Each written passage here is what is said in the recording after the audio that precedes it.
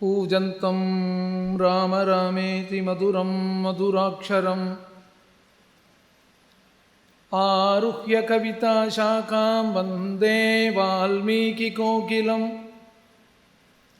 वाल्मीकिर्मुनिसिंहस्य कवितावनचारिणः शृण्वन् रामकथानाथं को न याति पराङ्गतिम् गोष्पतीकृतवारासीमसखीकृतराक्षसं रामायणमहामाला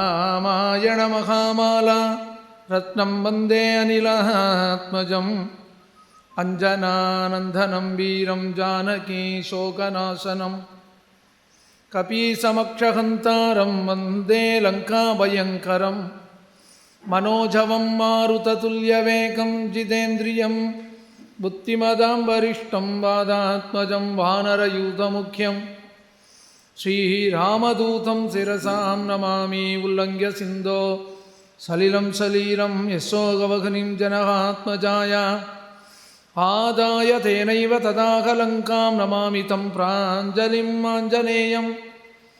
आञ्जनेयमतिपाडलाननं काञ्जनात्रि कमनीयविग्रहं पारिजाततरुमूलवासिनं भावयामि पवमाननन्दनं यत्र यत्र रघुनाथकीर्तनं तत्र तत्र कृतमस्तकाञ्जलिं बाष्पवारि परिपूर्णलोचनं मारुतिं नमत राक्षसान्तकं वेदवेद्ये परे पुंसि जाते दशरथात्मजे वेदप्रासेदसादासीत् साक्षात् रामायणात्मना श्रीराघवं दशरथात्मजम् अप्रमेयं सीतापतिं रघुकुलान्वयरत्नदीपं महाजानुबाहुं अरविन्दतडायदाक्षं श्रीरामं निशाचरविनाशकरं नमामि वैदेही सहितं सुरद्रुमतले हैमे महामण्टपे मध्ये पुष्पगमासने मणिमये वीरासने सुस्थितम् अग्रे वासयति प्रपञ्चनसुते तत्त्वं मुनिभ्यः परं व्याख्यान्तं वरदादिभिः परिवृतं रामं भजे श्यामलं கற்பாராமபிரான எல்லால் மற்றும் கற்பரோ புற்பாமுதலா புல்லரும்பாதி ஒன்னின்னியே நற்பால் அயோத்தியில் வாழும் சராசரம் முற்றமும் நற்பாலுக்கு உய்த்தனன் நான் முகனார் பெற்ற நாட்டுளே உலகம் யாவையும் தாம் உளவாக்கலும் நிலை பெறுத்தலும் நீக்கலும் நீங்களாக அழகிலா விளையாட்டுடையாரவர் தலைவர் அன்னவர்க்கே சரண் நாங்களே. श्रीमान वेंकटनाथार्य कवितार्किक केसरी वेदांताचार्यवर्यो मे सन्निधत्तां सदा हृदि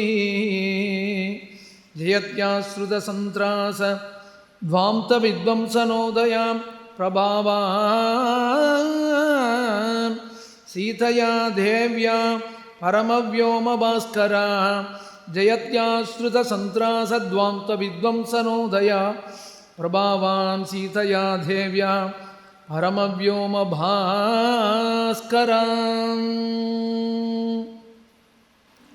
प्रभावान् सीतया देव्या परमव्योमभास्करा. சூரியனை கண்ட உடனே தாமரை மலரும். சூரியன் உதிச்சான்னு சொன்னால் எத்தனையோ செடிகள் தூங்கு மூஞ்சி மரம்னு இருக்குது. அது கூட சூரியன் உதிச்சுட்டான்னா அப்படியே கண்ணை திறந்துக்கும். சூரியன் உதயமாயிட்டான்னு சொன்னால் எல்லா ஜீவராசிகளுக்கும் கொண்டாட்டம். சூரியன் உதயமாயிட்டான்னு சொன்னால் அவள் காரியங்களை பண்ணுறதுக்கு எல்லாரும் போயிடுறா. ஆனால் சூரியன் உதயமானான் அப்படிங்கிறது எப்பொழுதும் எப்படி சொல்வா தெரியுமா? சூரியன் உதயமானான் தாமரை மலர்ந்ததுன்னு தான் சொல்லுவோம். என்ன காரணம்னா, நாம் பண்ணக்கூடிய காரியத்தினால யாருக்காவது ஒரு சந்தோஷம் உண்டாகணும். ஜன்மாவே அதுக்கு தான் இருக்கணும். ஆனால் நான் திரும்ப திரும்ப நல்ல காரியம் பண்ணுறேன், என்னை யாரும் அப்ரிஷியேட்டும் பண்ணுறதில்லை, நான் பண்ணினேன்னு கூட சொல்கிறது இல்லையேன்னா அதை பற்றி நாம் கவலைப்பட வேண்டாம். உனக்கு இந்த புத்தியை பகவான் கொடுத்துருக்கான் இல்லையா, நல்லதை பண்ணுன்னு பண்ணிகிட்டே இரு. அவன் நீ நல்லது பண்ணுறாய் அல்லது உன்னிடத்தில் நல்லது வாங்கிக்கிறா, நீ நல்லது பண்ணினாயின்னு சொல்கிறதில்லை, அல்லது உங்கள்கிட்ட காரியம் ஆகணுங்கிறதுக்காக நடந்துக்கிறா, எப்படி வேணால் இருக்கட்டும். நம்மால் நல்லது பண்ண முடிஞ்சது அப்படின்னா கண்டிப்பாக பண்ணணும். நல்லது பண்ண முடிந்தால் அப்படின்னு இல்லை, மனசில் நினச்சிவிட்டா எதையுமே பண்ண முடியும். ஒரு சின்ன உதாரணம் தெரிவிக்கிறேன். இந்த டாக்டர் ராதாகிருஷ்ணன் சாலை வழியாக போனேன்னா அந்த ஏறக்குறைய அந்த சிக்னலுக்கு முன்னாடி, சிக்னல் தாண்டி இந்த ஃப்ளைஓவர்லாம் தாண்டி போனோம்னா இடது பக்கத்தில் ராயப்பேட்டா இபி ஆஃபீஸ் இருந்தது. இபி ஆஃபீஸ்க்கு மேலே ஒரு ஃப்ளைஓவர் இருந்தது. அந்த ஃப்ளைஓவருடைய ஒரு போர்ஷன் இப்போ வந்து இடிச்சுட்டா மெட்ரோ ரயிலுக்காக. அது நமக்கு இங்கே விஷயம் இல்லை. அந்த இபி ஆஃபீஸுக்கு முன்னாடி ஒரு பெரிய மரம் ஒன்று இருந்தது. எத்தனை பேர் பார்த்துருப்பான்னு தெரியல. பெரிய மரம்னா பிரம்மாண்டமான மரம். அதை தரையிலேருந்து கொஞ்சம் தூரத்துக்கு மட்டும் விட்டு நல்ல மரத்தை விட்டுட்டான். அந்த மரத்தினுடைய கிளைகள் எல்லாம் இருக்குது. அடியன் தினமும் காலையில் போகிறப்பவும் பார்க்குறேன், சாயங்காலம் பார்க்குறேன், இப்போ கூட பார்த்துட்டு தான் வந்தேன். மரத்தை வெட்டி இருக்கான்னா என்னோ மரத்தை வெட்டி இருக்கான்னு நாம் சொல்கிறோம். ஆனால் மரத்துக்குள்ளே ஒரு ஜீவன் இருக்கும், அதுக்கும் வலிக்க தான் செய்யும். அது எத்தனை பேர் புரிஞ்சு அது இருக்கட்டும். அவள் வெட்டினது ஏங்கிறது நமக்கு இங்கே விசாரம் இல்லை. சொல்ல வந்த விஷயம் என்னென்னா, அந்த மரத்தை வெட்டிய பொழுதும் அதுக்கு எவ்வளவு வலி இருந்த பொழுதும் காலையில் சூரியன் உதயமானான், இலைகளெல்லாம் நன்னா மறந்துருத்தேன். வெட்டுப்பட்ட மரமாக இருந்தால் கூட அந்த மரத்தில் ஒரு சின்ன துளிர் வந்திருக்கேன். ஒரு மரத்துக்கே இந்த சுபாவம் இருந்தால் ஒரு மனுஷனுக்கு இருக்க வேண்டாமோ? மரம், சந்தன மரம் இருக்கே, சந்தன மரத்தை வெட்டினோம்னு சொன்னால், சந்தன மரத்தை வெட்டுறா எத்தனையோ காரியங்கள் பண்ணுறாங்கிறது இருக்கட்டும். ஆனால் அந்த சந்தன மரம் என்ன உபகாரம் பண்ணுறது? தன்னை வெட்டின கத்தி இருக்க, கத்திக்கும் வாசனையை கொடுக்குறது. லோகம் அப்படி தான் இருந்தது, ஜனங்கள் அப்படி தான் இருந்தா. சந்தன மரம் தன்னை வெட்டின அறிவாளுக்கும் அதை மூந்து பார்த்தோம்னா நல்லா வாசனை இருக்கும். நீங்கள் இந்த தூத்துக்குடி பக்கம்லாம் வரணும்னா உப்பங்களின்னு சொல்வாள் இல்லையா, நிறைய இருக்கும். அங்கே அந்த உப்பு பாகுபாடு பண்ணுறதுக்குன்னு அங்கே ஃபேக்ட்ரி மாதிரி இருக்கும். அதில் அந்த உட்டன் லாக் மரக்கட்டை இருக்கும். அந்த மரக்கட்டை எப்படி இருக்கும்னா, அந்த உப்பங்களிலேயே இருந்து மரக்கட்டை உப்பாகவே மாறிடும். அதே போல் நீங்கள் கோயம்புத்தூர், ஈரோடு அந்த பக்கம்லாம் போனீங்கன்னா சுகர் கேன் ஃபேக்ட்ரி நிறைய இருக்குது. அங்கே அந்த கரும்பு சாலைன்னு சொல்லுவாள். கரும்பு பயிரிடுறா இல்லையா, பெருசாக இருக்கும் கரும்பு பயிரிடுறதுக்கு. நடுவில் சாலை இருக்கும். அதில் கரும்பு நன்னா வளர்ந்த கரும்பு நன்னா விளைஞ்சு கொடுத்தோன்னா கரும்பை என்ன பண்ணுவான்னா அதுக்குன்னு ஒரு மிஷின் இருக்கும், அதை வச்சு அதை நன்னா பாகுபாடெல்லாம் பண்ணுவாள். அங்கே இருக்கக்கூடிய மரக்கட்டையை பார்த்தீங்கன்னா அது ரொம்ப ஸ்வீட்டாக இருக்கும். மரக்கட்டை தான், ஏதோ ஒரு மரத்துலேருந்து வெட்டி அந்த சுகர் கேன் ஃபேக்ட்ரி, அந்த கரும்பு சாலைன்னு அதுக்கு பேர். அந்த கரும்பு சாலையிலேயே இருந்து கரும்பு சாலையில் கரும்புக்கு எவ்வளவு ஸ்வீட்னஸ் இருக்குமோ அதே போல் அந்த மரக்கட்டைக்கும் வந்துடும். இந்த மரத்தை வெட்டினப்பவும் இலையை துளிர்க்கிறது. சூரியன் உதயமான உடனே இலைகளெல்லாம் நல்லா சேர்ந்துட்டு இருந்த இலை வெளியில் வந்து கொடுத்து, அப்போது தனக்கு ஒருத்தன் கெடுதி பண்ணிய பொழுதும், கெடுதின்னு சொல்ல முடியாது, மரத்தை பார்த்தா அதுக்கு கெடுதி தானே இது. நாம் எதுக்கு வெட்டுறோங்கிறதுலாம் வேறு விஷயம். எப்போதுமே லோகமே எப்படி இருக்குன்னா, அடுத்த வாழ்க்கு ஒரு கெடுதல் பண்ணினா, ஏன் பண்ணினேன்னா எனக்கு ஒன்று வேணும்னா அவனை கெடுத்தாதான் நான் நல்லா இருக்க முடியும் அப்படிங்கிறது லோகமாக இருக்கு. அது இருக்கட்டும். இப்போ மரத்தை வெட்டினதுனால மரத்துக்கு வலிக்குமே, ஆனால் தனக்கு ஒரு வலி வந்த பொழுதும் அதை விடாமல், அதனால் என்ன, வலி வந்தால் வந்துட்டு போட்டோம், நம்முடைய டியூட்டின்னு ஒன்று இருக்குது. அழகாக அந்த இலை துளிர்த்தது, விடியற் காலையில் சூரியன் உதயமானான், சேர்ந்திருந்த இலைகளெல்லாம் அப்படியே நன்னா விரிஞ்சது. இது நாள் வரைக்கும் பிரம்மாண்டமாக இருந்த மரம் இப்போ ஒன்றுமே இல்லைங்கிற ஒரு ஸ்டேஜுக்கு வந்த பிறகும் தன் கர்மாவை விடாமல் பண்ணிட்டு இருக்கு. அதனால் லோகத்தில் நாம் பிறந்ததுக்கு என்ன பிரயோஜனம்? நம்மால் முடிஞ்சது நல்லது பண்ணுறதுக்கு முயற்சி பண்ணித்தான் தீரணும். நான் நல்லது பண்ணினா என்னை அப்ரிஷியேட் பண்ணுவாளா அப்படின்னா, நம்ம உடம்புக்குள்ளேயே வயிறு நாம் எத்த போட்டாலும் ஜெரிக்கிறது, கண்ணு நன்னா பார்க்குறது, காது நன்னா கேட்குறது, இந்த ஹார்ட் இந்த உலகத்திலேயே த மோஸ்ட் ஃபெய்த்ஃபுல் ஆர்கன் அப்படின்னு சொன்னால் ஹார்ட் ஒன்று தான். தாயாருடைய கர்ப்பத்தில் சிசு உருவாகிறப்ப ஆரம்பிக்கக்கூடிய அந்த ஹார்ட் பீட், வயிறு கூட வேலை செய்யாது, நின்றுடும். அப்போ டாக்டர் என்ன சொல்லாருமே, உங்களுக்கு சாதம்லாம் சாப்பிட முடியாது, லிக்விடாக சாப்பிடுங்க, கஞ்சி சாப்பிடுங்கிறார். காது கேட்காது, ஹியரிங் எய்டு வச்சுக்கோங்கிறா. கண்ணு பார்க்காது கண்ணாடி போட்டுக்கோங்கிறா, கால் நடக்காது ஏதோ ஒன்று வச்சுட்டு நடந்து போங்கோங்கிறா, கை வளையாது அதுக்கு ஏதோ ஒன்று பண்ணிக்கோங்கிறா, பிளேட் வச்சுடலாம். ஆனால் இந்த சரீரத்திலேயே எதையும் எதிர்பார்க்காமல் தன் கடமையை ஒழுங்காக பண்ணுறதுன்னு சொன்னால் இந்த ஹார்ட் ஒன்று தான். அது அழகான இன்றைக்கி உபன்யாசத்துக்கு இது அவசியமாக இருக்குங்கிறதுனால தான் அது சொல்லிகிட்டு இருக்கேன். அந்த ஹார்ட் ரொம்ப டெண்டர். அதை நல்லா லாலனம் பண்ணி வச்சுட்டோம்னா அந்த ஹார்ட் நம்மளோட ரொம்ப தேங்க்ஸ் சொல்லும். அவ்வளோ அழகான ஒரு சிருஷ்டி எம்பெருமானுடைய சிருஷ்டி. அந்த ஹார்ட் தன் காரியத்தை விடாமல் பண்ணுறது. குழந்தை பிறக்கிறதுலேருந்து குழந்தை சிசு உண்டானதுலேருந்து அந்த ஹார்ட் தன் காரியத்தை எப்போ நிப்பாட்டுறதோ அன்றைக்கி அந்த மனுஷனுடைய ஜென்மாவும் முடிஞ்சு போய்டும். ஆனால் ஒரு நாள் கூட நாம் இந்த நம்ம கண்ணு நன்னா தெரிஞ்சதுன்னோ, காது நன்னா கேட்குறதுன்னோ, கைகால்கள் நன்னா நடக்கிறதுன்னு சொல்லியோ இதெல்லாம் நாம் கொண்டாடுறதே இல்லை. கொண்டாடுறது இல்லைங்கிறது கூட பரவாயில்ல, அதை எவ்வளவு அப்யூஸ் பண்ணணுமோ அவ்வளோ அப்யூஸ் பண்ணுறோம். 25 வயசில் சாப்பிட்டோம், அதே மாதிரி 50 வயசில் சாப்பிட முடியுமா? 50 வயசில் சாப்பிட்டோம், அதே மாதிரி 70 வயசில் சாப்பிட முடியுமா? கேட்டால் என்ன சொல்கிறான், டாக்டர் இருக்கார், மருந்து இருக்குது, இன்சுலின் ஊசி இருக்குது, எல்லாம் சொல்கிறோம். ஆனால் அந்த சரீரத்தில் இருக்கக்கூடிய அந்த அவயவத்துக்கு அதனால் எவ்வளவு கெடுதல் வருது. அப்போ அதனுடைய தர்மத்தை அதாவது விடாமல் இருக்கேன். பிரபாவான் சீதையா தேவ்யா பரமவ்யோம பாஸ்கரா. இன்றைக்கி நாம் அனுபவிக்க வேண்டிய சுந்தரகாண்டத்துக்கு ரொம்ப அனுகுணமான ஸ்லோகம் இது. பிரபாவான் சீதையா தேவ்யா. கிழக்கே சூரியன் உதயமானால் தாமரை மலர்வது போல சீதையை கண்டவுடனே ராமனுடைய முகம் மலர்ந்து விடுகிறது. ராமனை கண்டவுடனே சீதையின் முகம் மலர்ந்து விடுகிறது. அதனால்தான் ராமச்சந்திரமூர்த்தி சொன்னான், அனன்யாகி மயா சீதா பாஸ்கரேண பிரபாயதான். அனன்யாகி மயா சீதா. எப்படி சூரியன் தன் கதிர்களை விட்டு விலகாமல் இருக்கிறானோ, சூரியன்னு சொன்னால் அவனுடைய கதிர்கள் தானே, சூரியனையும் கதிர்களையும் தனியாக பிரிக்க முடியாது. அதுபோல் என்னையும் சீதையையும் பிரிக்க முடியாது. அனன்யாகி மயா சீதா பாஸ்கரேண பிரபாயதா.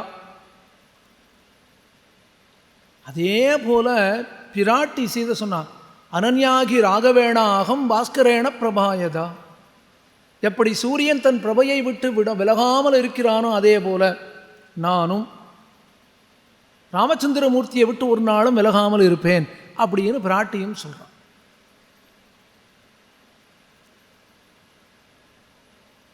அதனால்தான் இந்த ஸ்லோகத்தில் சொன்னார், பிரபாவான் சீதையா தேவ்யா பரமவ்யோம பாஸ்கரா.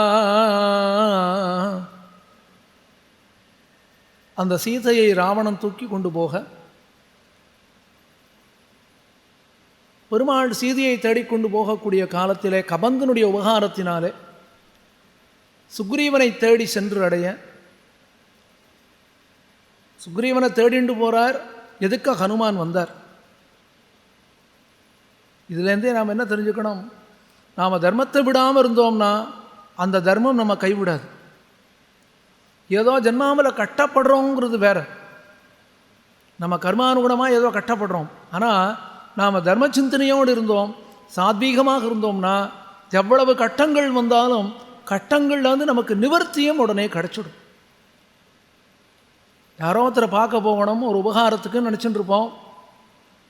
அவர் நல்ல மனசில் இருக்கணுமே, நாம் சொன்னதை கேட்கணுமே அப்படின்னு.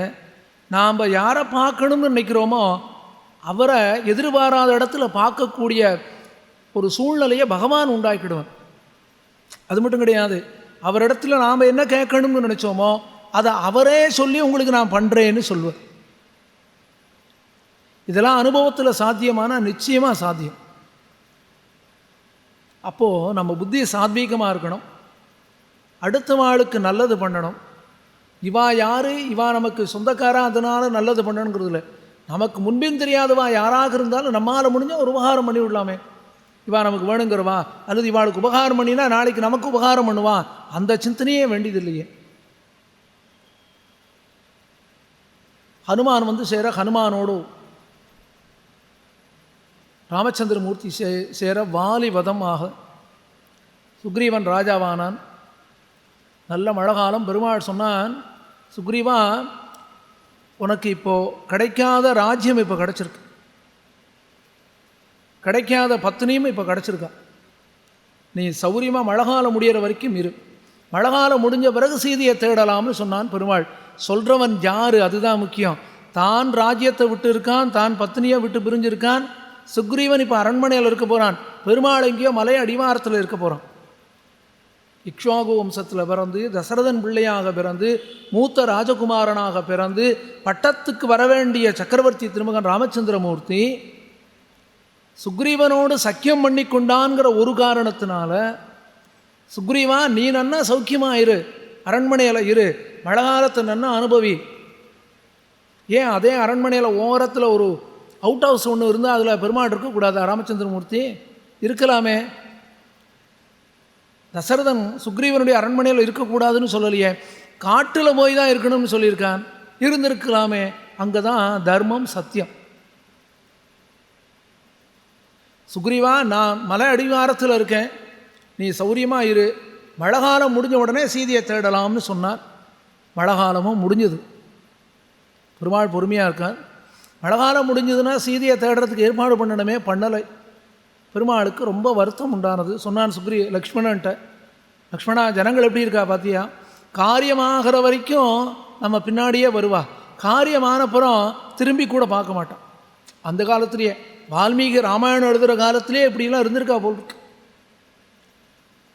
லக்ஷ்மணனுக்கு ரொம்ப வருத்தம். என்ன வருத்தம்னா, நம்மிடத்துல உபகாரம் வாங்கின்ற சுக்ரீவன் இப்போ நம்ம மறந்து விட்டானே. ராமச்சந்திரமூர்த்தி இல்லைன்னா சுக்ரீவனுக்கு ராஜ்யம் இல்லை, ராமச்சந்திரமூர்த்தி இல்லைன்னா சுக்ரீவனுக்கு பத்னி இல்லை, ராமச்சந்திரமூர்த்தி இல்லைன்னா சுக்ரீவனுக்கு நிம்மதியே கிடையாது. எப்போ வாலி வருவானோன்னு பார்த்த இடத்துலலாம் அவனுக்கு பார்க்கும் இடமெல்லாம் நந்தலாலான்னார். சுக்ரீவனுக்கு பார்க்கும் இடமெல்லாம் வாலிலாலான்னு பாட்டு பாடியிருக்கணும். அப்படின்னா இருந்தால் அவன் அப்படி இருந்த சுக்ரீவனுக்கு தைரியத்தை கொடுத்து, அரண்மனையை கொடுத்து, பத்னியை கொடுத்து, நீ சந்தோஷமாக இருன்னு சொன்னால் அவன் மறந்து விட்டானே. லக்ஷ்மணன் கேட்டான், ஆனால் சுக்ரீவனை கொன்னுடட்டுமான்னு கேட்டான். பெருமாள் சொன்னால், எப்போதுமே கோபங்கிறது வேண்டியது தான். எப்போ தேவையோ, எந்த அளவுக்கு தேவையோ அந்த அளவுக்கு இருக்கணும், உடனே அதை விட்டு வெளியில் வந்துவிடணும். சுக்ரீவன் என்னதான் இருந்தாலும் நம்முடைய ஸ்நேகிதன் அப்படின்னு சொன்ன உடனே இங்கேருந்து கிளம்பி போனான் லக்ஷ்மணன். போனால் லக்ஷ்மணனை பார்த்த உடனே வானரங்களெல்லாம் ஓடினது உள்ள. ஹனுமான் சொன்னார், நான் அப்போவே சொன்னேனே கேட்டியா? சீதையை தேடுறதுக்கு ஏற்பாடு பண்ணணும்னு சொன்னேன், பண்ணாமல் விட்டுவிட்டு இப்போ பயப்படுறியே. சுக்ரீவன் கேட்டால் இப்போ என்ன பண்ணலாம் நான்? அப்போ தான் ஹனுமான் சொன்னார், யாரை அனுப்பினால் லக்ஷ்மணன் சாந்தம் அடைவானோ அவர்களை அனுப்பணும். லக்ஷ்மணன் ஆதிசேஷனுடைய அவதாரம், கோபம் அபாரமான கோபம். யாரை அனுப்பலாம்னா தாரையை அனுப்பினார்கள். கமநாட்டாழ்வார் மிளகா தாரை என்ன சொன்னார் தெரியுமா? யாழினும் இனிய சொல்லாள். யாழ்னு ஒரு நரம்பு கருவி வீணைக்கு முன்னாடி இருந்தது அப்படின்னு சொல்கிறான், இல்லை வீணை காலத்தில் உண்டானதுன்னு சொல்கிறான். அது என்ன, அது ஒரு டிபேட் நடந்துன்னு தான் இருக்குது. யாழ் என்பது அழகான ஒரு கருவி, அப்படி வட்டமாக இருக்கும், ஸ்ட்ரிங்ஸோடு இருக்கும். அந்த யாழை மீட்டினா எவ்வளவு சுனாதமாக இருக்குமோ அதை விட இனிமையாக பேசுவலாம் தாரை. பொதுவாகவே ஸ்திரீகளுக்கு லட்சணம் சொல்கிறப்போ அவள் இனிமையாக பேசணும் அப்படின்னு சொல்லியிருக்கா. அவள் இனிமையாக பேசுகிறதுக்கு உண்டான சூழ்நிலை இருக்கணும், அது ரொம்ப முக்கியம். அது இல்லாமல் அவள் இனிமையாக பேசணும்னா எப்படி பேசுவாள்? என்ன காரணம்னா, புருஷா எவ்வளவு கத்தினாலும் அது அவ்வளோ தூரம் ஒரு இம்பேக்டை உண்டாக்காது. ஸ்திரீகள் கோச்சுண்டானா அதனுடைய இம்பேக்டே அதிகம்தான் எப்போதுமே. அதே ஸ்திரீகள் இனிமையாக பேசிவிட்டான்னா நடக்க முடியாத காரியம் கூட நடந்துவிடும். இப்போ தாரை வந்தா, சா பிரஸ்கலந்தி மத விக்மலாட்சி பிரலம்ப காஞ்சி குணஹேமசூத்ரா சலக்ஷ்மணா லக்ஷ்மண சந்நிதானம் ஜகாமதாரா நமிதாங்க யஷ்டி. சுக்ரீவனோடு ஒரு படுக்கையிலே படுத்தவளான தாரை அப்படியே வரா. லக்ஷ்மணனுக்கு அவன் வேறு பெண்களை நிமிர்ந்து கூட பார்த்தவன் கிடையாது. லக்ஷ்மணனை போல ஒரு நிஷ்டையோடு இருக்கிறவாளை பார்க்க முடியாது. தலையை குனிஞ்சுட்டே நின்னான். அப்போ தான் தாரை கேட்டா, கிம் கோபமூலம் மனுஜேந்திர புத்திரா, தசரதன் பிள்ளையான லக்ஷ்மணா உனக்கு கோபம் வரலாமா? என்னவோ சுக்ரீவன் சீதையை தேடணும், அதை மறந்து விட்டான், 3 மாதமாக காமத்துக்கு பரவசப்பட்டான்னு நீ வருத்தப்படுறியே. லக்ஷ்மணா, நான் உடனே ஒரு கேள்வி கேட்குறேன். நீங்கள்லாம் வசிஷ்டர்கிட்ட பாடம் படித்தவா, ராஜகுலம். நீங்கள்லாம் சிட்டியில் பெரிய ஸ்கூலில் படித்தவா, நாங்கள்லாம் எங்கேயோ கிராமத்தில் சின்ன பள்ளிக்கூடத்தில் படித்தவா, அப்படி தானே சொல்லுவா. இப்போது சிட்டியில் பெரிய ஸ்கூலில் படித்தவங்களுக்கு ஒரு சென்டென்ஸ் கூட எழுத தெரியலையே, கேட்டால் அந்த ஸ்கூல் இந்த ஸ்கூலுங்கிற ஒரு பேராகிராஃப் கூட இங்கிலீஷில் எழுத தெரியலையே, நாங்கள் என்னவோ சின்ன பள்ளிக்கூடத்தில் படித்தோம், எங்களுக்கு எழுத தெரியலைன்னா ஆச்சரியம் இல்லை, என்னவோ பேசுகிறதே இங்கிலீஷ் அப்படின்னு படித்த ஸ்கூல் சொல்லுவாள் இல்லையா. அதுபோல் தார சொன்னான், வசிட்டற்ற பாடம் கேட்டு தசரதன் பிள்ளையாக பிறந்த லக்ஷ்மணா, உனக்கு கோபம் வரலாம்னு சொன்னால் மரத்துக்கு மரம் தத்தி திரியறானே ஒரு வானரம் சுக்ரீவன், அவனுக்கு காமம் வந்தால் தப்போ? உனக்கு கோபம், நீ படித்தவன், சுக்ரீவன் படிக்காதவன், அவனுக்கு காமம் வந்திருக்கு. படித்தவனான உனக்கே காமம் வரலானா படிக்காத சுக்ரீவனுக்கு காமம் வருதல் ஒன்றும் தப்பு இல்லையே. பேசாமல் இருந்தான் லக்ஷ்மணன். அப்போ தான் ரொம்ப அழகாக ஒரு வார்த்தை சொன்னா தாரை, இவ்வளவு நேரமாக நான் பேசிகிட்டே இருக்கேன், தலையை குனிஞ்சுட்டே இருக்கியே. அது மட்டும் இல்லை, லக்ஷ்மணன் கண்கள்லேருந்து வருத்தத்தினால ஜலம் வந்தது. நான் மண்ணா நிலைமை இப்படி அடுத்து பார்த்தியா, சுக்ரீவனுடைய அரண்மனை வாசலில் வந்து நிற்கிற மாதிரி அடுத்து நினச்சி பார்த்தோம்னா ராமாயணம் பிரமிப்பாக இருக்கும். என்னவோ அங்கேருந்து லக்ஷ்மணன் வந்தான், வாலியினுடைய சுக்ரீவனுடைய அரண்மனைக்கு வந்தான்ங்கிறது கதை நினச்சி பார்க்கணும். எந்த லக்ஷ்மணன், எந்த ராமச்சந்திரமூர்த்தி, எந்த சுக்ரீவனிடத்தில் போகிறா? சுக்ரீவனுக்கு ராஜ்யத்தையே கொடுத்த இந்த காலத்துக்கு புரிய மாதிரி சொன்னால், எலெக்ஷனுக்கு முன்னாடி அலையன்ஸை வச்சுண்டு எலெக்ஷனில் அலையன்ஸில் ஜெயிச்சுட்டு அந்த அலையன்ஸ் பார்ட்னரை எட்டி உதையிற மாதிரி. இப்போ சொன்னால் இன்னும் சீக்கிரம் புரியுங்கிறதுக்காக இப்படி சொல்கிறேன். அரசியல் பேசுகிறதுக்காக அடியனுங்க வரல, அடியனுக்கு அது தேவையில்லை. ஆனால் ரெலவெண்ட்டாக சொன்னால் புரியும், கான்டெக்சுவலாக இருக்கணுமேனு சொல்கிறேன். லக்ஷ்மணனுக்கு என்ன வருத்தம்னா, இவ்வளவு சௌபாகியமாக அண்ணாவால் வந்ததே, அண்ணாவை மறந்து விட்டார்கள். அந்த காலத்திலேயே அண்ணாவை மறந்துட்டா போல் இருக்கு.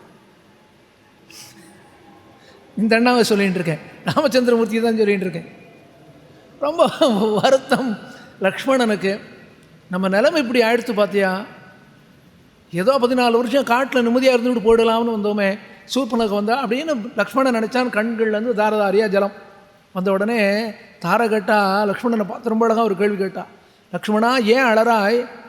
அண்ணாவை பிரிஞ்சு இவ்வளோ நேரம் நீ இருந்ததே இல்லையே, அதனால் அழறியான்னு கேட்டா. அது மட்டும் கேட்கல, இன்னொரு கேள்வி கேட்டா, லக்ஷ்மணா ஜலத்தை விட்டு மீனை வெளியில் எடுத்து போட்டால் மீன் துடிச்சு பிராணனை விட்டுடும், அதே போல் உங்கள் அண்ணா ராமச்சந்திரமூர்த்தியை பிரிஞ்சு நிற்கிறதுனால நீ அலறியோன்னு கேட்டா. என்ன காரணம்னா, இதே வார்த்தையை லக்ஷ்மணன் சொல்லியிருக்கான். எப்போ காட்டுக்கு கிளம்புறப்போ அயோத்தியில் நடந்திருக்கு. பெருமாளை பார்த்து சொன்னான், அண்ணா உன்னை விட்டு பிரிஞ்சா நானும் சீதையும் உயிர் வாழ மாட்டோம். நச்ச சீதா துவயாஹீனா நச்சாகம் அபிராகவா முகூர்த்தம் அபிஜீவாவோ ஜலான் மத்ஸ்யா விமோத்ருதம். ஜலத்திலிருந்து மீனை எடுத்து வெளியில் போட்டோம்னா எவ்வளவு நேரம் உயிரோடு இருக்கும்? ஜல பசை இருக்கிற வரைக்கும். அதுபோல் அண்ணா உன்னை பிரிஞ்சா நானும் சீதையும் உயிர் வாழ மாட்டோம், என்ன நீ கூட்டின்னு போகணும்னு அயோத்தியில் வச்சு சொல்லியிருக்கான்.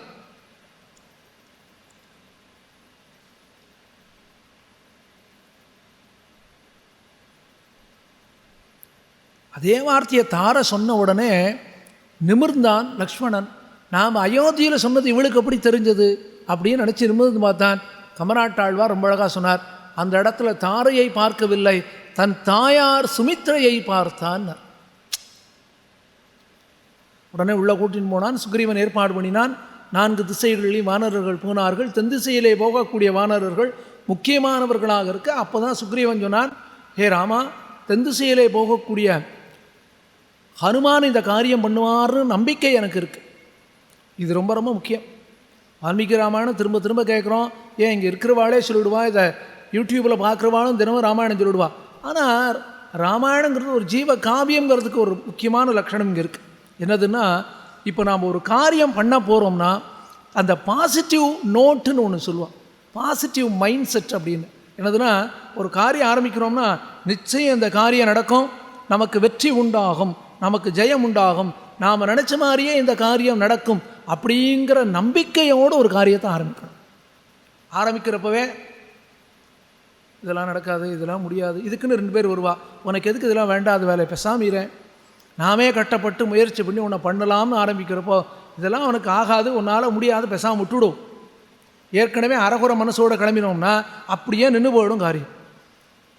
எப்போதுமே ஒரு காரியம் ஆரம்பிக்கிறோம்னா உற்சாகம் ரொம்ப ரொம்ப முக்கியம். அந்த உற்சாகம் இல்லைன்னா எந்த காரியமும் பண்ண முடியாது. அந்த உற்சாகம் இருந்தால்தான் பாசிட்டிவ் மைண்ட் செட் இருக்கும். சுக்ரீவன் சொன்னால், தெற்கு திசையிலே போகக்கூடிய ஹனுமான் மீது எனக்கு நம்பிக்கை இருக்கிறதுன்னு சொன்னான். இதில் இன்னொன்று என்ன தெரியுமா, நாம் அடுத்த வாழை எந்த அளவுக்கு நம்பிக்கையோடு நடந்துக்கிறோமோ அந்த அளவுக்கு தான் அவளால் பெர்ஃபார்மே பண்ண முடியும். உன்னால் முடியும்னு தான் உங்கள்கிட்ட அந்த பொறுப்பை கொடுத்துருக்கேன், நீ பண்ணிவிடும் அப்படின்னா, ஓ நம்ம நம்பியிருக்காளே நம்ம நன்னா பண்ணணுமே அப்படின்னு அவன் அவுட் ஆஃப் பாக்ஸை கூட திங்க் பண்ணுவாள். அவுட் ஆஃப் பாக்ஸ் என்னன்னா, இப்படி போனால் இந்த இடத்துக்கு போகலாம்ங்கிறது ஒன்று இருக்குது, இப்படி போக முடியலைன்னா என்ன பண்ணுறதுங்கிறது அவுட் ஆஃப் பாக்ஸ் திங்கிங்.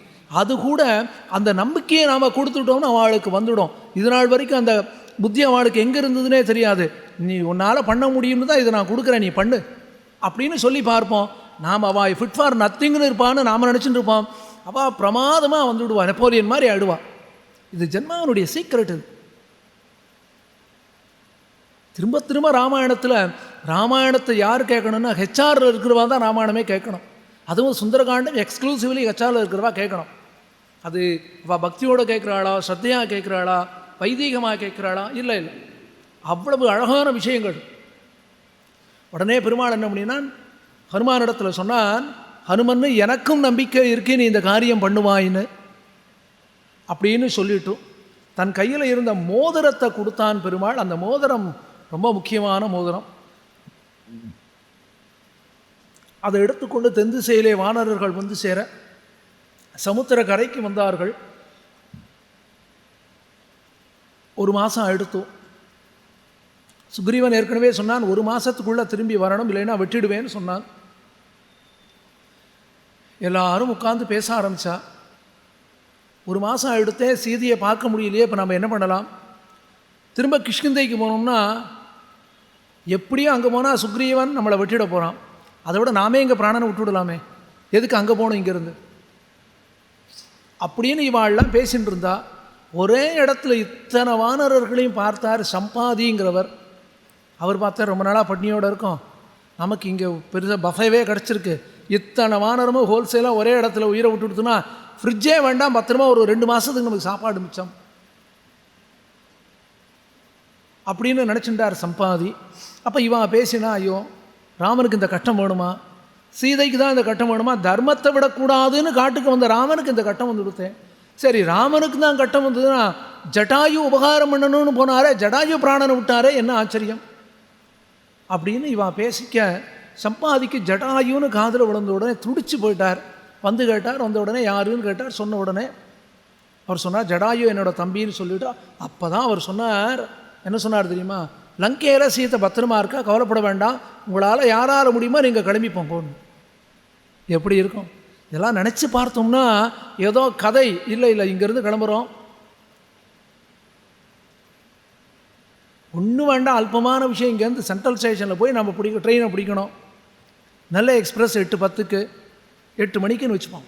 நாம் கிளம்பின நேரம் ரொம்ப டிராஃபிக் அதிகமாக இருக்குது, ஏதோ ஊபர்லேயே அதோ ஒன்று போகிறோம், அப்படியே ஸ்டாண்ட் ஆகிட்டோம், சிக்னல் வேறு போட்டிருக்கான், என்ன பண்ணுறதுன்னே தெரியலை, அப்படியே திகச்சு போய் நிற்கிறோம். நாங்கள் இப்போ கிளம்பினது ஏதோ லேட்டாக கிளம்பிட்டோம், என்ன பண்ணுறதுன்னு தெரியலை அப்படின்னு நினைக்கிற காலத்தில் நம்ம பக்கத்தில் ஒரு 2 வீலரில் நமக்கு ரொம்ப வேணுங்கிற ஒருத்தர் வந்து நிற்கிறார். அவர் தற்செயலாக போகிறார், நாம் போகிறோன்னு அவருக்கு தெரியாது, தற்செயலாக போகிறார். பார்த்தா நமக்கு எப்படி இருக்கும், ஆகா அவர் 2 வீலரில் நிற்கிறார், நாம் இந்த காரில் போக நேரமாகுமே அப்படின்னு உடனே காரை விட்டு இறங்கி அவர் ரிக்வஸ்ட் பண்ணி என்னை கொண்டு போய் எக்மோரில் விட்டுவிடேன் அப்படின்னு சொல்லி அவரும் கொண்டு போய் எக்மோரில் விட்டு ட்ரெயினில் ஏறி உட்காந்தோம்னா இது உண்மையாகவே நடந்ததான்னு தோணும். இதுதான் ஜென்மாங்கிறது. இது நடக்கும். பகவானிடத்தில் நம்பிக்கை இருந்தது, பக்தி இருந்ததுன்னா நிச்சயம் நடக்கும். அவன் பண்ணுவனான்னு சந்தேகப்பட்டால் நடக்காது.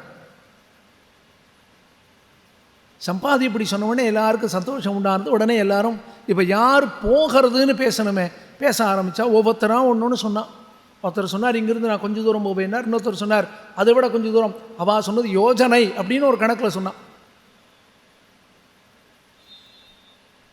ஜாம்பவான் சொன்னார், இதே சின்ன வயசாக இருந்தால் நான் என்ன பண்ணியிருப்பேன் தெரியுமா, சின்ன வயசில் 100 யானையை மேய்ச்சேன், இன்றைக்கி ஒரு எறும்பை கூட மேய்க்க முடியலையேங்கிறா. வயசு 85. சின்ன வயசில் 100 யானையை மேய்ச்சது சரிதான், இன்றைக்கி ஒரு எறும்பு மேய்க்க முடியலன்னா காலம் அவ்வளோதான். எந்த காலத்தில் நமக்கு எது முடியுமோ அதானே நடக்கும்.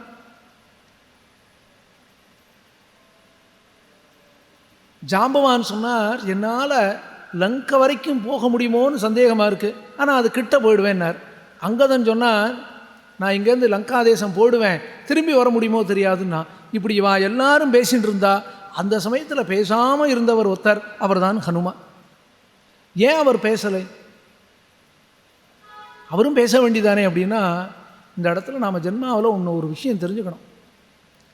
நமக்கு ஜென்மாவில் ஒன்று நடக்கிறதோ, ஒன்று இப்போ நடக்கிறதோ, அல்லது இப்போ நடக்காமல் இருக்கிறதோ, அல்லது நாம் எதிர்பாராத காலத்தில் நடக்கிறதோ, எதிர்பாராத காலத்தில் நடக்காமல் போகிறதோ, அல்லது நாம் ஆசைப்பட்டதே நடக்காமல் போகிறதோ, இது எதுவுமே நமக்கு தெரியாது. ஏதோ நடந்து முடிஞ்சது ஒன்று நாம் போஸ்ட்மார்ட்டம் பண்ணுறோம். ஏன் அப்படி நடந்தது, அது ஏன் இப்படி நடக்கலை அப்படின்னு பேசுகிறோம் இல்லையா? ஏதோ ஒன்று நடந்துருத்தோம், நாம் பண்ணினது தப்புன்னு ஆற்றுல சொல்கிறா, நடந்து முடிஞ்சதுக்கப்புறம். சரி, நடந்து முடிஞ்சதுக்கப்புறம் அதை போஸ்ட்மார்ட்டம் பண்ணி ஒருத்தர் சண்டை போட்டுக்கிறோமே, அதனால் எந்த பிரயோஜனமும் கிடையாது. என்ன காரணம்னா, ஒரு காரியம் எப்படி நடக்கணுமோ அதுக்கு நாம் கருவியாகத்தான் இருக்கோமே ஒழிய, நாம் அந்த காரியத்தை சுவாதந்திரியமாக பண்ணணும்னு நினச்சாலும் நம்ம கர்மா எப்படி இருக்கோ அப்படி தான் நம்ம புத்தி வேலை செய்யும். புத்தி கர்மானுசாரிடகான்னு சொல்லியிருக்கு. காரில் போகிறோம், நன்னா கார் ஓட்ட தெரியும், அன்றைக்கி நம்ம கர்மா சரியில்லை, நேரங்காலம் சரியில்லை, ராகுகேது பயிற்சியாக இருக்குது, சனி பகவான் பார்க்கக்கூடாத இடத்துலேருந்து உட்காந்து பார்த்துட்டு இருக்காருன்னா திடீர்னு கோவம் வந்து ஆக்சிலேட்டர் அமுக்கும், ஆக்சிடென்ட் ஆகிடும். அது வரைக்கும் காலையில் சொல்லியிருப்போம் வண்டியில் போகணும், மெதுவாக போகணும்னு ஆற்றுல இருக்கிற பிள்ளைக்கு சொல்லியிருப்போம். நாமே காரில் போகிறப்ப நடந்துவிடுமே. புத்தி கர்மானுசாரினகா. அப்போ நாம் என்ன பண்ணணும்? நான் என்ன கர்மா பண்ணி இந்த ஜென்மா எடுத்திருக்கேன்னு தெரியாது. இந்த ஜென்மாவில் எந்த கர்மா நல்லதுன்னு எனக்கு தெரியல, கெட்டதுன்னு தெரியல. நான் தெரிஞ்சு தப்பு பண்ணுறேன், தெரியாமல் தப்பு பண்ணுறேன். அப்போ ஜென்மா முழுவதுமே ஒவ்வொருத்தரும் நினச்சி பார்த்தோம்னா வெளியில் தெரியாமல் நிறைய அபச்சாரங்கள் பண்ணின்னு தான் இருக்கும். மனசுனால் மானசீகமாக எவ்வளோ பண்ணிவிடுறோம். ரொம்ப கட்டிக்காரலாக இருந்தால் வாய் விட்டு பேச மாட்டோம், ஆனால் மனசுக்குள்ளே நினச்சிப்போம். யதார்த்தமாக இருக்கிறவன் வாய் விட்டே பேசிவிடுவோம். அவ்வளோதான வித்தியாசம். அப்போது நம்முடைய கர்மாங்கிறது தான் நமக்கு பலனை கொடுக்குறது. அப்போ பகவானிடத்தில் என்ன பிரார்த்திக்கணும்? அப்போ இந்த கர்மாவை நம்ம ஒழுங்காக பண்ணணும்னா பகவானிடத்தில் பிரார்த்திக்கணும், என் புத்தி நேராக இருக்கணும், அதுக்கு நீ தான் கிருபை பண்ணணும்னு சொல்லணும். அது ஒன்று தான் நாம் பண்ண முடியும். பகவானிடத்தில் பிரார்த்தனை பண்ணுறதுக்கு எம்பெருமானே என் புத்தி நேராக இருக்கணும்னு பிரார்த்தனை பண்ணணும். அதைத்தான் இப்போ ஹனுமான் பண்ணினார். இந்த சமுத்திரத்தை நான் தாண்டதுன்னு ஒன்றும் கிடையாது, சுக்ரீவன் தாண்டதுன்னு கிடையாது. பகவானுடைய கிருபை இருந்தால் சமுத்திரத்தை யார் வேணால் தாண்டலாமே. முடியாதுன்னு ஒன்று இருக்கான. ஈஸ்வர கிருபை இருந்தால் நம்மால் எதையும் பண்ண முடியும். ஈஸ்வர கிருபை இல்லை, நம்மால் எதையும் பண்ண முடியாது. இதுதான் உலகம். இவ்வளவு தான். இதுதான் நாம் தெரிஞ்சுக்கணும். நான் நினச்சா அதை நிப்பாடிடுவேன், நான் நினச்சா இதை பண்ணிவிடுவேன், ஒன்றும் கிடையாது. எல்லாம் பிளான் பண்ணுவோம், கடைசியில் நம்ம நினச்ச காரியம் நின்று போய்டும். எதையுமே பிளான் பண்ணியிருக்க மாட்டோம். அந்தந்த காரியம் அந்தந்த இடத்துல things will automatically fall in place இங்கிலீஷில். அது சரியாக வந்து விடும். நாம் நினைக்கிறதுக்கு முன்னாடி காரியம் நடந்து முடிஞ்சு நாம் இப்படி பண்ணோம், ஊரில் இருக்கிற வாழலாம் கொண்டாடுவா, ஐயா எப்படி பண்ணினார் தெரியுமாம்பா. நாம் எதுவும் கிடையாது. நடத்துகிறவன் அந்தர்யாமியான பகவான்கிற ஞானம் வரணும். அதைத்தான் நன்னா தெரிஞ்சவர் யார்? ஹனுமானுக்கு அது நன்னா தெரியும். அதனால் அவர் எதை பற்றியும் கவலையே படாமல் அமைதியாக இருந்தார். அதைத்தான் சுவாமி வேதாந்த தேசிகன் இந்த ரகுவீர கத்தியத்தில் ஒரே ஒரு கத்தியத்தினால சொன்னார். அபார பாராவார பரிகா பரிவிருத பரபுர பரிசுத தவதகன ஜவன பவன பவ கபிவர பரிஷ்வங்க பாவித சர்வஸ்வதான அபார பாராவார பரிகா பரிவிருத பரபுர பரிசுத தவதகன ஜவன பவன பவ கபிவர பரிஷ்வங்க பாவித சர்வஸ்வதான அபார பாராவார. அபார பாராவாரன்னு சுவாமி இங்கே எதை சொன்னார்னா லங்காதேசத்தை சொன்னார். ஒருவராலும் கரை காண முடியாத, அபாரன்னா கரை காண முடியாத, பாராவாரன்னா சமுத்திரம் கடல். அதாவது எவ்வளோ தூரம் கடல் இருக்குன்னா கண்ணுக்கு எட்டின தூரம் வரையும் கடல். அந்த கடல் அகழ் மாதிரி சுற்றி இருக்கு லங்காதேசத்தை. அப்படிப்பட்ட ராவணனுடைய தேசம். அப்படின்னு ராவணனுடைய லங்காதேசம் 4 பக்கங்களிலும் கடல் சூழ்ந்ததாக ரொம்ப பிரம்மாண்டமாக இருக்குன்னார். இது வெளிப்படையான அர்த்தம். உள்ளுக்குள்ள இன்னொரு அர்த்தம் தெரியுமா? அபார பாராவார. ஹனுமானுடைய சக்தியை சொல்றார், ஒருவராலும் நினைத்து பார்க்க முடியாத அளவுக்கு சக்தியோடு இருப்பவர். அங்கே லங்காதேசம்னு சொன்னார், சுற்றி மதில் இருக்குன்னார். இப்போ அபார பாராவார ஹனுமான் அப்படின்னா ஹனுமானுக்கு எது மதில்னார்? ராமநாமம் தான் மதில், ராமச்சந்திரமூர்த்தியினுடைய கிருபை தான் மதில். அப்படிப்பட்ட ராமச்சந்திரமூர்த்தியின் கிருபையாலே சூழப்பட்ட ஹனுமார் யாராலும் பண்ண முடியாத காரியத்தை பண்ணினார். அதனால் பரிகா பரிகா பரிவிருத பரபுர பரிஸ்ருத என்ன பண்ணினார்? பரிஸ்ருதனா அந்த லங்காதேசத்தினுடைய 4 பக்கத்திலும்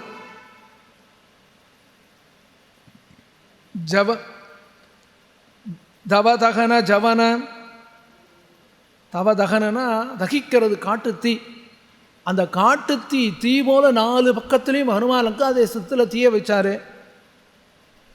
அதுவும் எப்படின்னா ஜவனனா அதிகமான வேகம்னு அர்த்தம். ஹனுமானுடைய வாலில் தீ நெருப்பு வச்ச உடனே லங்காதேசம் முழுவதும் ஆகாயச மார்க்கமாக போனாரே ஹனுமார், லங்காதேசம் முழுவதும் நெருப்பு பற்றின்றதே எவ்வளவு வேகம்னார்? வாயு வேகம் மனோவேகத்தை காட்டிலும் வேகமாக லங்காதேசத்தில் நெருப்பு பற்றியதான். அப்படி பண்ணினவர் யாருன்னா பவன பவ, வாயு பகவானுடைய குமாரரான ஹனுமான். அந்த ஹனுமானை இப்போது சுவாமி தேசிகன் சொல்கிறார். இப்போ என்ன சொல்கிறாருன்னா ரகுவீரனுடைய பெருமையை சொல்லிட்டு வர்றார். ரகுவீர கத்தியத்தில் என்ன சொன்னார்? பாவித சர்வஸ்வதானா, ஹனுமானுக்கு எல்லா செல்வங்களையும் தானம் பண்ணியவனேன்னு சொன்னார். ஹனுமானுக்கு எல்லா செல்வங்களையும் கொடுத்தவனேன்னார். சர்வஸ்வதானா எந்த ஹனுமானுக்கு? அதைத்தான் முதல்ல சொன்னார். அபார பாராவார பரிகா பரிவிருத பரபுர பரிஸ்ருத தவதகன ஜவன பவன பவ கபிவர பரிஷ்வங்க பரிஷ்வங்க பாவித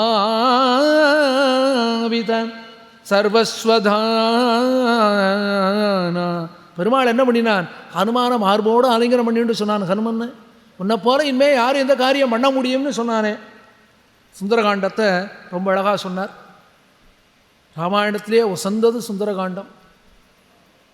ராமாயணத்தை சம்க்ஷேபமாக முதல்ல உபதேசம் பண்ணினார் இல்லையா? ஜென்மாவில் எவ்வளவு கட்டம் வந்தாலும் சுந்தரகாண்ட பாராயணம் பண்ணினோம்னா அத்தனை கட்டமும் நம்ம விட்டு விலகும்.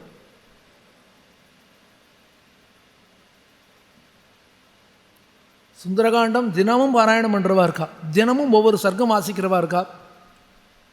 இன்றைக்கி எல்லாம் ஃபாஸ்ட் ஃபுட்டு ஸ்விக்கி உலகத்தில் இருக்கோம், எனக்கு அதுக்கெல்லாம் நேரம் இல்லை அப்படின்னு சொன்னால் தினமும் ஒரு 20 ஸ்லோகம் 25 ஸ்லோகம் வாசிக்கிறவா இருக்கா. எனக்கு தினமும் முடியலையே அப்படின்னு சொல்கிறவா ஸ்ரீராமநவமியை ஒட்டி வாசிக்கிறவா இருக்கா. இல்லை எங்கள் ஆற்றுல கொலு வைப்போம், அந்த வழக்கம் உண்டுன்னா நவராத்திரி அப்போ சுந்தரகாண்ட பாராயணம் பண்ணுவா. சுந்தரகாண்ட பாராயணங்கிறது அவ்வளவு வசந்தது. ஒரு புனர்வசு நட்சத்திரத்தில் ஆரம்பித்து ஒரு புனர்வசுவில் முடிப்பான். ஒரே நாளில் பாராயணம் பண்ணுற கிரமம் இருக்குது, 2 நாளில் பாராயணம் பண்ணுற கிரமம் இருக்குது, 3 நாளில் பாராயணம் பண்ணுற கிரமம் இருக்குது. 1 வாரம் 9 நாள் 1 மாதம் விடாமல் பாராயணம் பண்ணுறது. ஒரு நல்ல நாள் பார்த்து ஆரம்பித்து சங்கல்பமெல்லாம் பண்ணிண்டு அப்படி பாராயணம் பண்ணுறவா இருக்கா. அல்லது ஜாதகத்தில் ராகு திசை நடக்கிறது, ஏதோ படுத்துறது, அதுக்கு நிவர்த்தி ஆகணுமேனு பாராயணம் பண்ணுறவா இருக்கா. அல்லது ஜாதகத்தில் சந்திர பகவான் நீச்சமாக இருப்பன், நீச்சமான சந்திரனுக்கு எப்படி அந்த தோஷத்தை போக்குறது ஜாதகத்தில், அதுக்கு சுந்தரகாண்ட பாராயணம் பண்ணுறவா இருக்கா. என்னென்னா சுந்தரகாண்டங்கிறது எப்படின்னா இன்றைக்கி நமக்கு கான்டெக்சுவலாக புரிஞ்சுக்கணும்னா சூப்பர் ஸ்பெஷாலிட்டி ஹாஸ்பிட்டல் மாதிரி.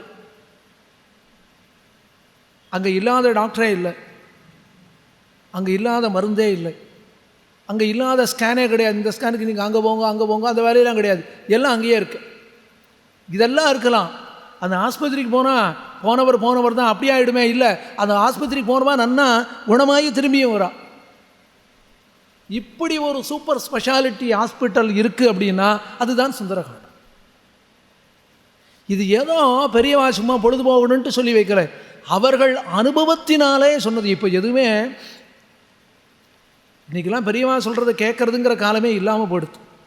பெரியவா தங்க ஜென்மாவில் தாங்கள் பண்ணக்கூடிய காரியங்கள் எல்லாம் நன்னா அனுபவித்து இது தப்பு இது சரின்னு புரிஞ்சுண்டோ நாம் அதே தப்பு நமக்கு வரக்கூடாது, நம்ம குழந்தைகளுக்கு இந்த தப்பெல்லாம் வரக்கூடாதுங்கிறதுனால என்ன சொல்கிறான், இந்த காரியத்தை இப்படி இப்படி பண்ணுன்னு சொல்கிறாளே, அந்த பெரியவா அனுபவித்து கண்ட உண்மை சுந்தரகாண்டம். தீராத வியாதி, என்ன பண்ணுறதுன்னு தெரியலை, டாக்டர்களுக்கே ஒன்றும் புரியலை. அப்படி இருக்கக்கூடிய குடும்பங்களில் கூட சுந்தரகாண்டம் பாராயணம் பண்ணினான்னா டாக்டர்களுக்கு புரியாத மருந்து திடீர்னு அவளுக்கு தோணிடும். புத்தி தானே எல்லாத்துக்கும் காரணம். அப்போ புத்திக்குள்ளே பகவான் புகுந்து என்ன பண்ணி விடுறான், இவன் ரொம்ப கவலையில் இருக்கான், இவனுக்கு சரியான பாதையை நாம் காட்டணும். இங்கேருந்து கிளம்பி போகிறோம், அதுவும் இப்போ கூகுள் மேப்ஸ்லேயே தப்பாக போய் நதியில் போய் ஆத்தங்கரையில் போய் இறங்கினவாள்லாம் இருக்கா. கூகுள் மேப்ஸ் தப்பே பண்ணாதுங்கிறான். அது கூட தப்பு பண்ணி விடுறதே சில சமயம். அதை நம்பிட்டு போயிடுறாளே, அதை நம்பிட்டு போகிறான். சுந்தரகாண்டத்தை நம்ப வேண்டாமா? எவ்வளவு கட்டம் வந்தாலும் சரி, மனசில் எவ்வளவோ வியாக்குலம், நாம் நினச்சது நடக்கலை, நாம் நினச்சது நடக்காமல் போடுத்துங்கிறது மட்டும் இல்லை, அது 4 பேர் 4 விதமாக பேசுகிறான். எதிர்பாராமல் நடந்து விடுறது. பிள்ளை எப்படியோ தப்பாக போயிடுறான், பொண்ணு எப்படியோ தப்பாக போயிடுறான். ஐயோ இப்படிலாம் காலம் இருக்கேன், நாம் என்ன பண்ணலாம்னா சுந்தரகாண்டம் ஒன்று தான் அதுக்கு பரிகாரம். என்ன காரணம்? பகவானையும் பிராட்டியும் சேர்த்து வச்சதே சுந்தரகாண்டம் தானே. அதனால தான் சொன்னார், கபிவர பரிஷ்வங்க பாவித சர்வஸ்வதானா.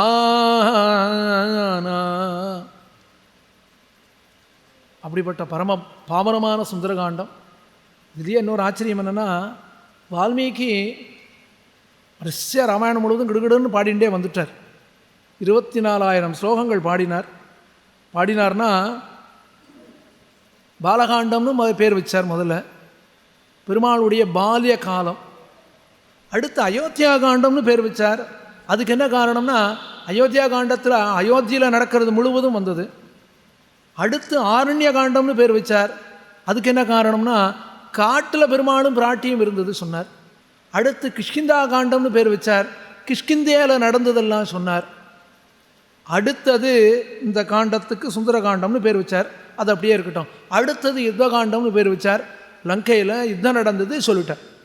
அப்போது இந்த சுந்தரகாண்டத்தை நம்ம வாசித்தோம்னா பெரும்பாலும் லங்கையில் நடக்கிறது முழுவதும் தான் இதுலேயே இருக்குது. சுந்தரகாண்டம் வாசித்தோம்னா ஹனுமான் இங்கிருந்து கிளம்பி லங்கா தேசம் போய் பிராட்டியை தேடி மீண்டும் வர வரைக்கும் இருக்கேன். அப்போ இதுக்கு லங்கா காண்டம்னு தானே பேர் வச்சுருக்கணும். ஏன் சுந்தரகாண்டம்னு பேர் வச்சார் அப்படின்னு சொன்னால் அதுக்கு முக்கியமான காரணம், சுந்தரகாண்டம்னு இதுக்கு பேர் வச்சதுக்கு என்ன காரணம்? சுந்தரே சுந்தரோ ராமஹா, சுந்தரே சுந்தரி கதா, சுந்தரே சுந்தரி சீதா, சுந்தரே சுந்தரம் வனம், சுந்தரே சுந்தரம் காவ்யம், சுந்தரே சுந்தரோ கபிஹி, சுந்தரே சுந்தரம் மந்திரம், சுந்தரே கிம்ன சுந்தரம். சுந்தரம்னா அழகுன்னு அர்த்தம். சரி, முதல்ல சுந்தரங்கிற சொல்லுக்கு என்ன அர்த்தம் தெரியுமோ? நஷ்ட திரவிய லாபோகி சுந்தரகான்னு சொல்லியிருக்கு. நஷ்ட திரவியோகி லாபகா அப்படின்னா என்ன அர்த்தம்னா, நமக்கு நம்மிடத்தில் இருந்த ஒரு பொருள் காணாமல் போய்விட்டது, நஷ்டமாகிவிட்டது. சரி போனால் போட்டோம், 10 ரூபா போயிடுது, போனால் போட்டோம். 100 ரூபா காணாமல் போயிடுது, சரி போனால் போட்டோம். நமக்கு ஒருத்தர் 1 லட்ச ரூபா செக்கு கொடுத்துருக்கார், உங்களுக்கே வச்சுங்கோ. அதுவும் யாருக்கு பேங்கிற இடத்துல பிளாங்காக வேறு விட்டுருக்கார், உங்களுக்கு ஐடியிலலாம் ப்ராப்ளம் இருக்குது, யார் பேரையோ போய்ட்டு என்கரேஜ் பண்ணிங்கோ, அதையும் வேறு சொல்லிட்டார். அப்படி நல்ல மனுஷன் இருப்பாரானா இருக்கார். அந்த செக்கு காணாமல் போயிடுது.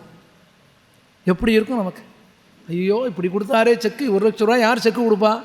1 ரூபா கொடுக்கறதுனால 1000 கேள்வி கேட்குறவன் 1 லட்ச ரூபா செக்கு கொடுத்தோம், அதில் யார் பேர் வேணாலும் எழுதிக்குங்கன்னு சொன்னாலே ஐயோ பெருமாள் இப்படி காணாமல் போடுத்தேன், என்ன பண்ணுறது தெரியலையேன்னு கவலைப்படுறோம் இல்லையா? அப்போ சுந்தரகாண்ட பாராயணம் பண்ணினோம்னு சொன்னால் பார்க்குறான் பெருமாள், இதுக்காக நீ பாராயணம் பண்ணுறியா, பரவாயில்ல நீ கேட்டதை கொடுக்குறேன்னு பெருமாள் கொடுத்து விட்றான். நஷ்டதிரவிய லாபகா சுந்தரம்னு பேர். சுந்தரம்ங்கிற சொல்லுக்கே நமக்கு மிகவும் அபிமானமாக இருக்கக்கூடிய ஒரு பொருள் நம்மை விட்டு போய்விட்டால் அந்த பொருள் நமக்கு மீண்டும் கிடைத்தால் அதற்கு சுந்தரம் என்று பெயர். இப்போ இங்கே யாருக்கு என்ன கிடைச்சது? ஹனுமானுக்கு ஆச்சாரியன்கிற பதவி கிடைச்சது. ராமச்சந்திரமூர்த்திக்கு பிராட்டி கிடைத்தாள், பிராட்டிக்கு ராமச்சந்திரமூர்த்தி கிடைத்தான். சுக்ரீவனுக்கு பரம சந்தோஷம் உண்டானது. அது மட்டும் கிடையாது, கிஷ்கிந்தேயில் இருந்த வானரர்கள் எல்லாருக்கும் ஆனந்தம் உண்டானது. இப்படி எல்லாருக்கும் ஆனந்தம் உண்டானது, மனதில் சந்தோஷம் உண்டானதுன்னா அதை விட லோகத்தில் ஒரு பெரிய விஷயம் இருக்க முடியுமா? என்ன காரணம்னா மனசு தான் எல்லாத்துக்கும் முக்கியமாக இருக்குது. சின்ன விஷயம் பார்ப்போமே. ஆற்றுல உட்காந்துட்டு இருக்கும், பால்கனியில் பக்கத்தில் நன்னா தோட்டம் போட்டிருக்கோம். அதில் இதை நீங்கள் அனுபவிச்சாதான் புரியும். ஒரு பட்டர்ஃப்ளை பட்டாம்பூச்சி அப்படி உட்கார்ந்துட்டு இருக்கிறது, ஒரு பூலேருந்து அப்படி பறக்கிறது. அதை நாம் பார்க்குறோம். இதை நாம் பார்க்குறோம் இல்லையா, இதை தினமும் பார்க்குறோம்னே வச்சுக்கலாம். இதை நம்மால் எப்படி அனுபவிக்க முடியும்? மனசு சந்தோஷமாக இருந்ததுன்னா, அந்த பட்டாம்பூச்சி என்ன அழகாக இருக்குது பார்த்தியா. ஒன்றும் இல்லை, அன்றைக்கி நாம் நினச்ச மாதிரியே ஆற்றுல காஃபியும் கொடுத்துட்டா. டிகிரி காஃபி, அதுவும் தஞ்சாவூர் டிகிரி காஃபியாக இருக்கணும், மற்ற ஊர் காஃபியாக இருக்கக்கூடாது. தஞ்சாவூர் டம்ளர் பார்த்துருக்கலாம், 1.5 லிட்டர் இருக்கும், அதுவே பெரிய டம்ளராக இருக்கும். அதில் காஃபி கொடுக்குறா, எப்படி இருக்கும்? அதுவும் நல்லா ஸ்ட்ராங்காக கமகமகமான வாசனையோட அப்படி சாப்பிட்டு 2 நாளைக்கு தாங்குமே. காஃபியை சாப்பிட்டோம், உற்சாகம் பீரிட்டுன்னு வந்தது. பட்டர்ஃப்ளையை பார்த்தோம், ஐயோ அது அப்படியே சிறகடிச்சுட்டு போகிறது இல்லையா, நம்ம மனசு சிறகடிச்சுட்டே போயிடும். இது அனுபவிச்சா புரியும். ஒரு குயில் கத்தும், குயில் ரொம்ப நாளாக ஹிந்தோளம் பாடுறதேன்னு சொல்லுவோம். அது ஏதோ கத்தின்னு இருக்கோம். குயில் கூட என்ன அழகாக ஹிந்தோளம் பாடுறது பாரு. அதே ஆற்றுல நாம் இருக்கோம், காலையில் சாப்பிட வேண்டிய காஃபி அப்படியே வச்சுப்போம், அதே வச்சுப்போம். அன்றைக்கி என்னவோ சர்க்கரை போடாமல் காஃபியை கொடுத்துட்டா, நமக்கு ஏதோ காலையில் கையில் ஒரு கையில் பேப்பர் ஒரு கையில் காஃபி, அது உள்ளே போனப்போ தான் சர்க்கரை இருக்கா இல்லை என்ன தெரியும், சாப்பிட்டுட்டோம். சர்க்கரை இல்லாத காஃபி சாப்பிட்ட உடனே மனசுக்குள்ள ஒரு வருத்தம். திரும்ப அதே பட்டர்ஃப்ளையை பாருங்கோ, உங்களுக்கு ஒன்றுமே தோணாது. மனசு தான்